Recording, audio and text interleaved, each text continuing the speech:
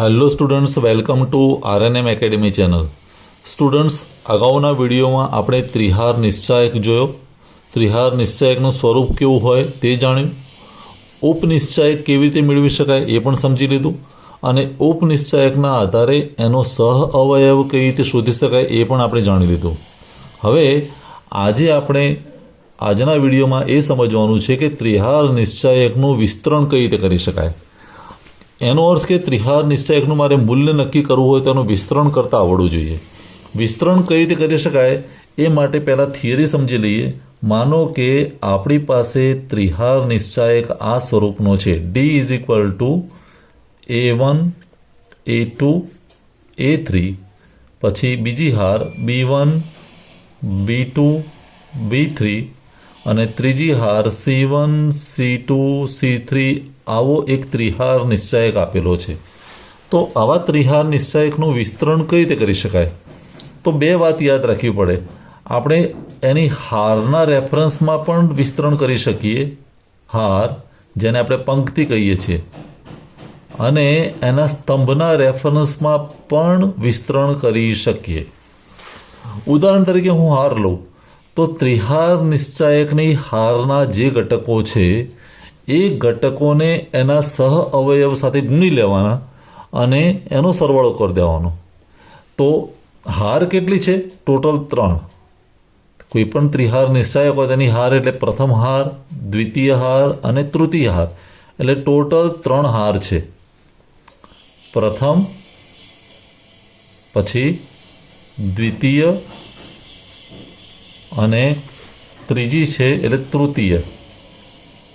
આ 3 હાર છે. અને એવી રીતે એના સ્તંભ પણ 3 છે. પ્રથમ સ્તંભ, દ્વિતીય સ્તંભ અને તૃતીય સ્તંભ. તો કહેવાનું તાત્પર્ય એવું કે ત્રિહાર નિશ્ચાયકનું વિસ્તરણ કરવું હોય તો હારની દ્રષ્ટિએ પણ થઈ શકે અને સ્તંભની દ્રષ્ટિએ પણ થઈ શકે. કુલ 6 પ્રકારે વિસ્તરણ થઈ શકે. જવાબ સરખો આવે પણ કુલ એનું વિસ્તરણ 6 પ્રકારે થઈ શકે. પ્રથમ હારને ધ્યાનમાં લઉં તો વિસ્તરણ થઈ શકે. બીજી હારને ધ્યાનમાં લઉં તો વિસ્તરણ થઈ શકે. ત્રીજી હાર એવી રીતે પ્રથમ સ્તંભને રેફરન્સમાં રાખીને કરી શકાય, બીજા સ્તંભને રેફરન્સમાં રાખીને કરી શકાય અને ત્રીજા સ્તંભને રેફરન્સમાં રાખીને કરી શકાય. તો કુલ 6 પ્રકારે વિસ્તરણ કરી શકાય. તો સ્ટુડન્ટ્સ, હું પહેલો પ્રકાર લઉં છું હાર. તો પહેલી હારને રેફરન્સમાં એટલે પ્રથમ હારને સાપેક્ષમાં વિસ્તરણ.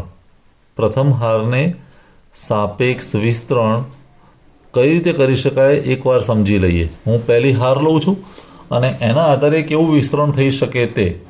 તો કઈ રીતે લખી શકીએ આપણે?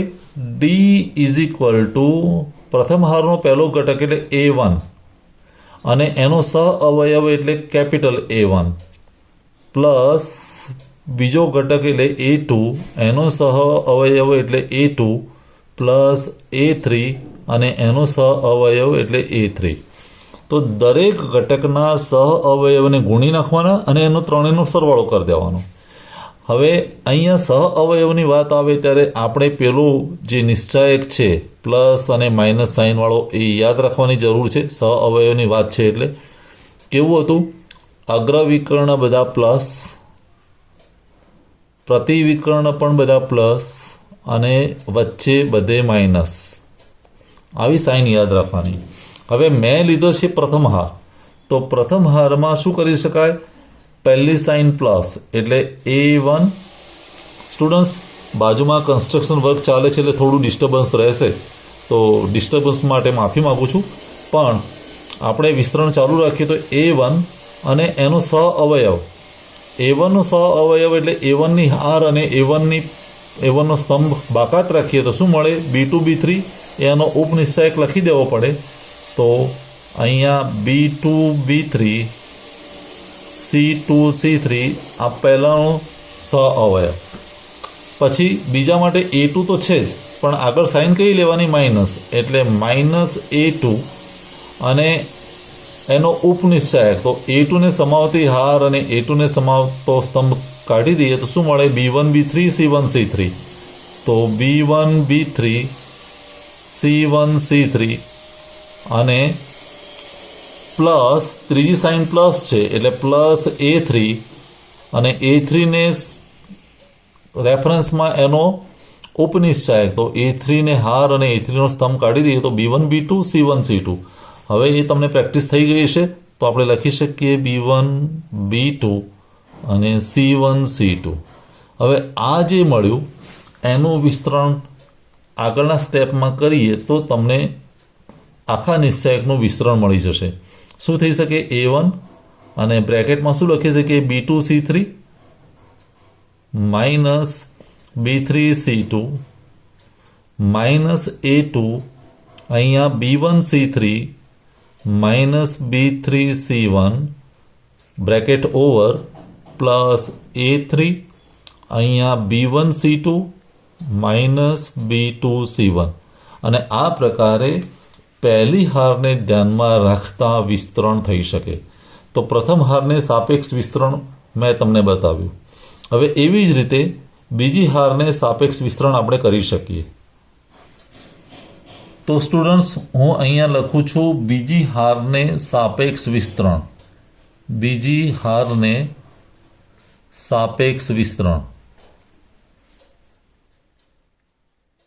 તો બીજી હારને ધ્યાનમાં લઈએ તો કેવા પ્રકારનું વિસ્તરણ થઈ શકે એ સમજી લઈએ. તો બીજી હાર માટે ફરી લખી શકીએ determinant D is equal to બીજી હાર એટલે B1 B2 ને B3. પણ સાઇન કેવી હવે? માઇનસ પ્લસ ને માઇનસ. તો પહેલાં માઇનસ B1 અને B1નો ઉપનિશ્ચાયક, તો B1 ને સમાવતી હાર અને B1 ને સમાવતો સ્તંભ કાઢી દઈએ તો શું મળે? A2 A3 અને C2 C3. તો A2 A3 C2 C3 આવું થશે. પછી વચ્ચે પ્લસ સાઇન છે તો પ્લસ B2 અને અહીંયા શું લખી શકાય? B2નો સ્તંભ અને B2ની હાર કાઢી દઈએ તો રહ્યું શું? A1 A3 અને C1 C3. તો A1 A3 C1 C3 અને છેલ્લામાં માઇનસ સાઇન એટલે માઇનસ B3 અને B3ને સમાવતી હાર અને B3ને સમાવતો સ્તંભ કાઢી દે તો A1 A2 ને C1 C2. A1 A2 C1 C2 આ પ્રકારે મળી શકે. હવે આમાં જોઈએ તો માઇનસ B1 બ્રેકેટમાં શું લખી શકાય? A2 C3 minus A3 C2 plus B2 A1 C3 minus A3 C1 અને minus B3 in the bracket A1 C2 minus A2 C1. આ પ્રકારે એનું વિસ્તરણ થઈ શકે બીજી હારને ધ્યાનમાં લેતા. અને એવી જ રીતે ત્રીજો પ્રકાર એટલે ત્રીજી હારને લઈ લઈએ તો ત્રીજી હારને સાપેક્ષ વિસ્તરણ એ પણ કરી જોઈએ. ત્રીજી હારને સાપેક્ષ વિસ્તરણ. તો ત્રીજી હારમાં આપણી સાઇન જોઈ લઈએ પ્લસ માઇનસ પ્લસ અને ત્રીજી હાર એટલે C1 C2 ને C3. તો શું લખી શકાય? D1 ઇઝ ઇક્વલ ટુ પહેલી સાઇન પ્લસ એટલે C1 in the bracket C1 ને લખતો ઉપનિશ્ચાયક, તો આ લાઈન જતી રહેશે, આ સ્તંભ જતો રહેશે. A2 A3 B2 B3 A2 A3 B2 B3 આવું થઈ શકે. પછી વચ્ચેની સાઇન માઇનસ, તો minus C2 in the bracket C2 ને લગતી હાર કાઢી દઈએ, સ્તંભ કાઢી દઈએ તો A1 A3 ને B1 B3 A1 A3 B1 B3 અને છેલ્લી સાઇન પ્લસ એટલે C3 ને લગતી હાર અને સ્તંભ કાઢી દઈએ તો A1 A2 B1 B2 A1 A2 B1 B2 આવું થઈ શકે. અને એને ઓપન કરીએ, વિસ્તરણ કરીએ તો C1 અહીંયા તમે લખી શકો A2 B3 minus A3 B2 minus C2 અહીંયા આપણે લખી શકીએ A1 B3 minus A3 B1 અને plus C3 A1 B2 minus A2 B1. તો જ્યારે આપણે હારને કે પંક્તિને ધ્યાનમાં લઈએ ત્યારે એનું ત્રણ પ્રકારે વિસ્તરણ થઈ શકે. એક સિમ્પલ એક્ઝામ્પલ સાથે કોઈ એક હાર લઈને હું તમને વિસ્તરણ કરીને બતાવું, નિશ્ચાયકનો રિયલ પ્રોબ્લેમ લઈને. ચાલો તો સ્ટુડન્ટ્સ પ્રેક્ટિકલી એક વિસ્તરણ સમજી લઈએ હારની રેફરન્સમાં. જો હું પ્રથમ હાર લઉં તો આનું વિસ્તરણ કેવું થશે? પ્રથમ હારને સાપેક્ષમાં વિસ્તરણ, પ્રથમ હારને સાપેક્ષ વિસ્તરણ, તો ડી ઇઝ ઇક્વલ ટુ કેવું થઈ શકે? પહેલો ઘટક એટલે 5, અહીંયા આપણે સાઇન લખી દઈએ, plus plus plus plus plus minus minus minus આવું થશે.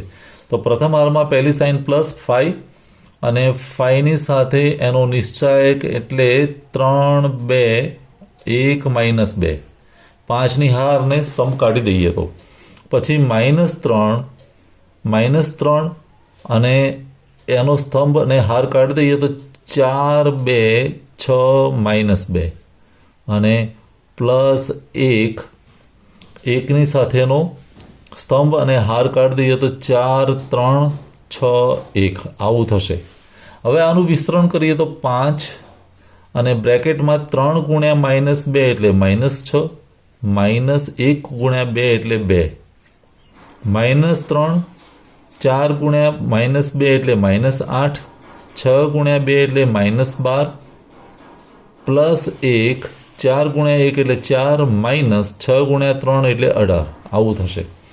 હવે આને સિમ્પ્લિફાય કરીએ તો 5 અને બ્રેકેટમાં -8, -3, અહીંયા -20, +1 અને અહીંયા -14, 4 - 18 એટલે -14. હવે 5 × -8 એટલે -40, -3 × -20 એટલે +60 અને 1 × -14 એટલે -14. તો આ બધાનો સરવાળો કરીએ તો 60માંથી 40 ગયા એટલે 20 અને 20માંથી 14 ગયા એટલે 6. તો જવાબ મળે છે 6. આ નિશ્ચાયકનું મૂલ્ય મળ્યું 6. ઉદાહરણ તરીકે હું બીજી હારને સાપેક્ષમાં વિસ્તરણ કરું છું તો શું જવાબ આવે? ચેક કરી લઈએ. બીજી હારને વિસ્તરણ એટલે 4, 3, 2. તો હવે શું થશે? ડી ઇઝ ઇક્વલ ટુ પહેલી સાઇન માઇનસ છે તો -4 અને 4નો ઉપનિશ્ચાયક એટલે આ હાર અને સ્તંભ કાઢી દઈએ તો 3, 1, 1 - 2 પછી +3, 3નો હાર અને સ્તંભ કાઢી દીધો 5, 1, 6 - 2 અને છેલ્લી સાઇન -2 અને 2ની હાર કાઢીએ અને સ્તંભ કાઢીએ તો 5, 3, 6, 1, 5, 3, 6, 1 આવું લખાશે.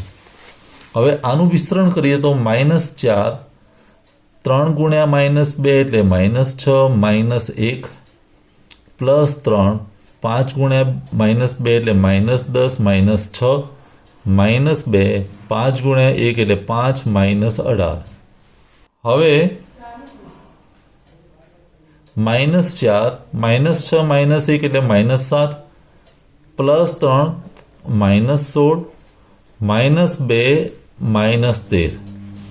હવે -4 × -7 એટલે 28, +28, 16 × 3 એટલે -48 અને -2, -13 એટલે +26. હવે આ બધાનો સરવાળો કરીએ તો 28 - 48 એટલે -20, -20 + 26 એટલે 6. તો અહીંયા પણ જવાબ 6 આવે. તો વિસ્તરણ કોઈ પણ હાર લઈને કરો કે કોઈ પણ સ્તંભ લઈને કરો, નિશ્ચાયકનું મૂલ્ય સરખું રહે છે 6. તો અહીંયા પણ 6 મળ્યું. મને લાગે છે કે નિશ્ચાયકના વિસ્તરણ કરવાની આ પદ્ધતિ જ્યાં આપણે હારને જ ધ્યાનમાં લઈએ છીએ એ તમને સમજમાં આવી હશે. કોઈ ડાઉટ હોય, ક્વેરી હોય તો કોમેન્ટ સેક્શનમાં લખજો. ફરી મળીશું આવતા વિડીયોમાં. આપણે જોઈશું કે સ્તંભને ધ્યાનમાં રાખીએ તો કઈ રીતે વિસ્તરણ કરી શકાય તે. તો મળીશું આવતા वीडियो में. Thank you for watching. Thank you very much. अगर आपको ये वीडियो पसंद आया है और आप मेरी चैनल पर नए हैं तो प्लीज मेरे चैनल को लाइक कीजिए, शेयर कीजिए और सब्सक्राइब जरूर कीजिए. Thank you very much.